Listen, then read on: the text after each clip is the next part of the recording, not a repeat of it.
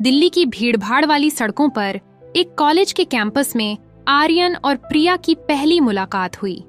आर्यन एक होशियार, आत्मविश्वासी इंजीनियरिंग का छात्र था, जबकि प्रिया साहित्य में एमए कर रही थी।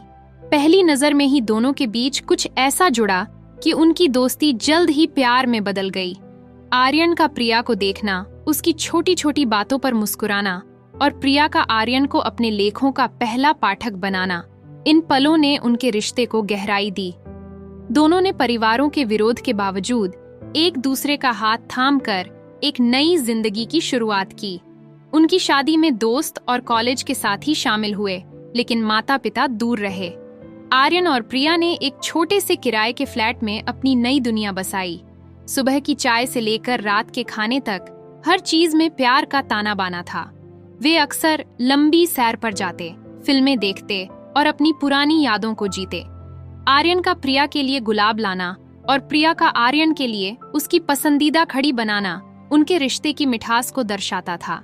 लेकिन धीरे धीरे जिंदगी में रोमांस की जगह जिम्मेदारियों और तनाव ने ले ली।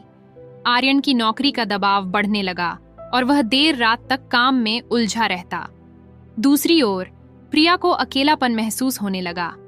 उसने अपने लेखन में खुद को व्यस्त रखने की कोशिश की, लेकिन आर्यन की बेरुखी उसे चुभने लगी। एक दिन प्रिया ने शिकायत की, आर्यन, क्या तुम्हारे पास मेरे लिए वक्त नहीं है? शादी के बाद सब बदल क्यों गया है? आर्यन चिढ़ते हुए बोला, मैं सब कुछ हमारे लिए कर रहा हूं प्रिया, लेकिन तुम्हें तो बस शिकायत करनी है। समय के साथ उनके झगड़े बढ़ने लगे। प्रिया को आर्यन के फोन पर अनजानी लड़कियों के मैसेज देखने को मिले। जब उसने पूछा तो आर्यन ने कहा, ये ऑफिस की बातें हैं, हर बार शक करना जरूरी है क्या? प्रिया को शक गहराने लगा। उसने अपने दोस्त से बात की, जिसने उसे सावधान रहने की सलाह दी। उधर आर्यन भी प्रिया की बढ़ती चुप्पी और उसके देर रात तक ऑनलाइन रहने पर सवाल करने लगा। एक रात प्रिया ने आर्यन का फोन चेक किया। उसने देखा कि आर्यन किसी समीरा से देर रात तक बात कर रहा था। जब उसने सामना किया तो आर्यन ने गुस्से में कहा, तुम्हें मुझ पर भरोसा नहीं है, मैं इस शादी से तंग आ गया हूं। प्रिया भी चिल्लाई, तंग तो मैं भी हूं आर्यन, प्यार था पर अब सिर्फ झूठ और छल बचा है। अगले कुछ हफ्तों में उनका रिश्ता और बिगड़ गया। दोनों ने अलग अलग कमरे में रहना शुरू कर दिया। बातचीत बंद हो गई और घर का माहौल बोझिल हो गया। एक दिन प्रिया ने तलाक के कागजात आर्यन के सामने रख दिए। आर्यन ने कुछ नहीं कहा, बस चुपचाप उन पर दस्तखत कर दिए। तलाक की प्रक्रिया के दौरान प्रिया को समीरा से मिलने का मौका मिला।